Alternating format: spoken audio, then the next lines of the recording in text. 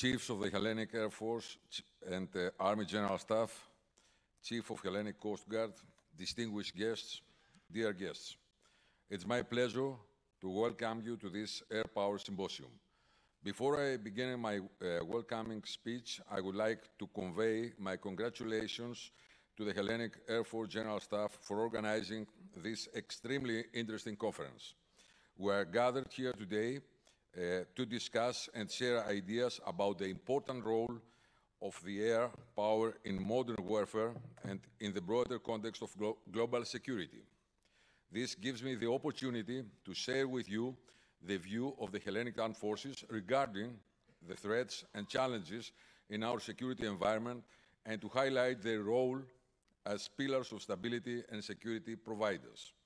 As you all know very well, the international security environment is fast evolving.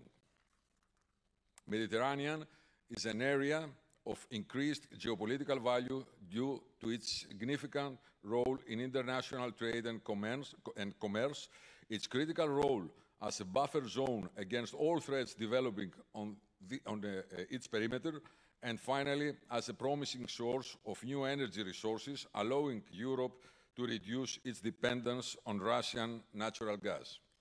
Nevertheless, the Mediterranean, instead of being a neighborhood of peace and cooperation, it is shaped by ethnic animosities, revisionist and interventionist foreign policies, nationalist conflicts, authoritarian regimes, and weak democracies.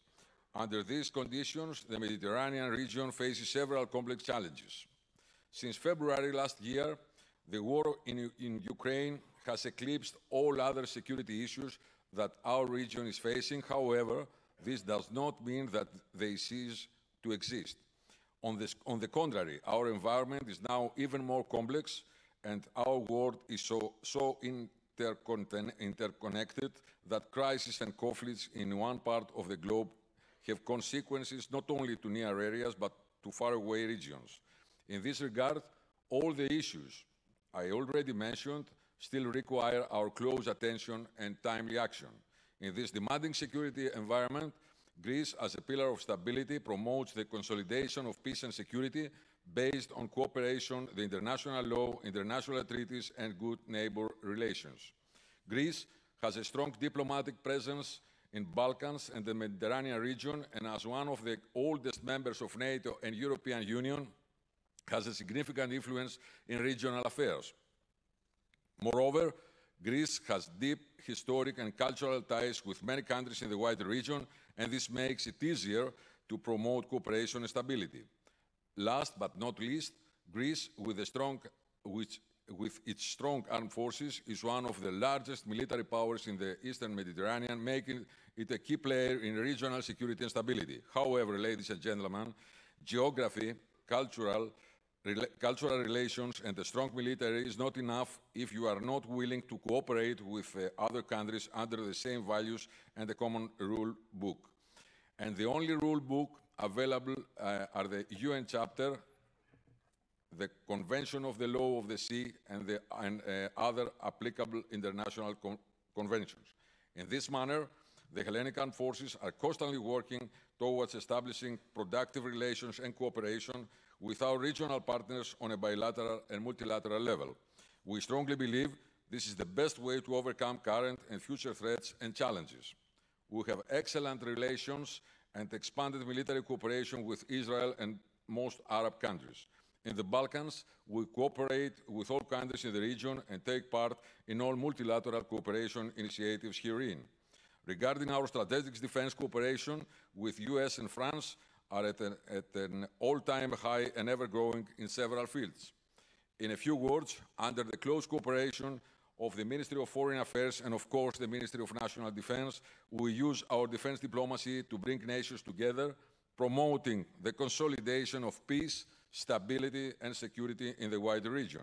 The developments in the NATO's eastern flank, the South, the East Mediterranean, and the Middle East underline the need of retaining strong and capable armed forces with increased capabilities. Ladies and gentlemen, as we all know, air power has evolved significantly over the years, and it continues to be a critical component of military operations around the world. Air power has become an essential element of modern warfare due to its ability to rapidly deploy forces, strike targets with precision, gather intelligence, and provide logistical support. In particular, aircraft are capable of transporting troops, weapons, and equipment quickly and over long distances. This allows military forces to rapidly deploy to trouble spots around the world, giving them a strategic advantage over their adversaries.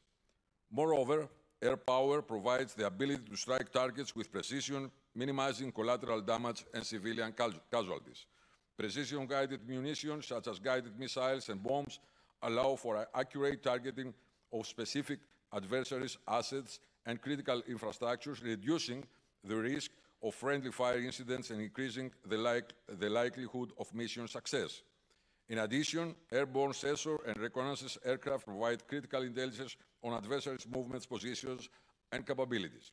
This information is used to plan and execute missions and can also be shared with ground forces to enhance situational awareness and decision-making. Excuse me.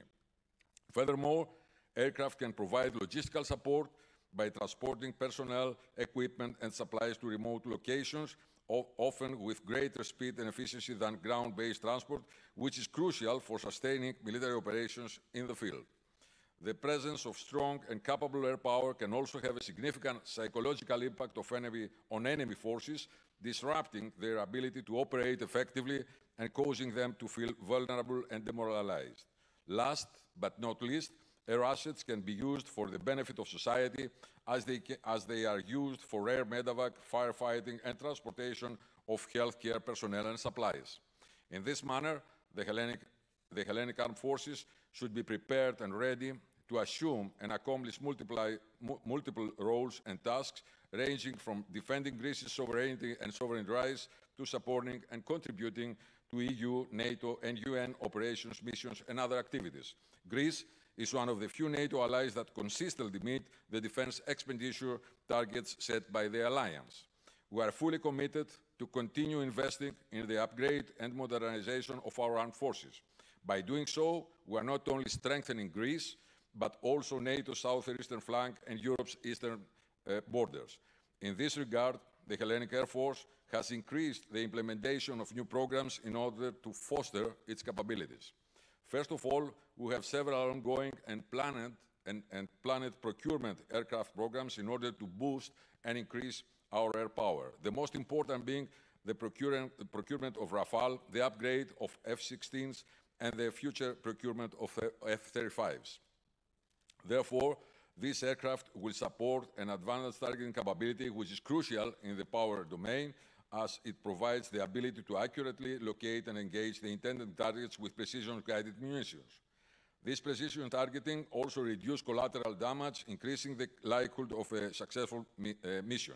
Moreover, the capabilities of this aircraft will be enhanced with the procurement of new air-to-surface decisive battle munition. Of course, during the last years, the unmanned aerial vehicles, UAVs, have become more important as an air power asset. UAVs offer a number of advantages over traditional manned aircraft, including lower initial purchase and maintenance cost, increased endurance, real-time situational awareness, ISAR capabilities, and reduces risk to human pilots. In this vein, the Hellenic Air Force is already using UAVs for ISAR purposes and has extensive plans for the acquisition of additional UAVs with combat capabilities. At this point, I have to say, the future lies to artificial intelligence, which will transform the air power domain by enabling faster and more accurate decision-making process, improving in the same time the effectiveness of weapon systems.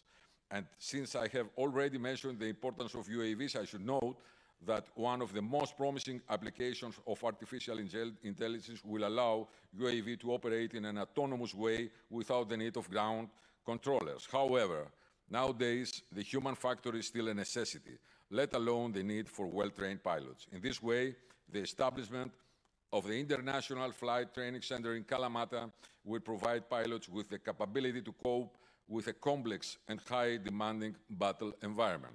Ladies and gentlemen, throughout the following 2 days, we will hear experts and practitioners in the field of air power who will share their knowledge, experiences, and insights on a range of topics related to this critical aspect of military strategy and multi-domain joint operations.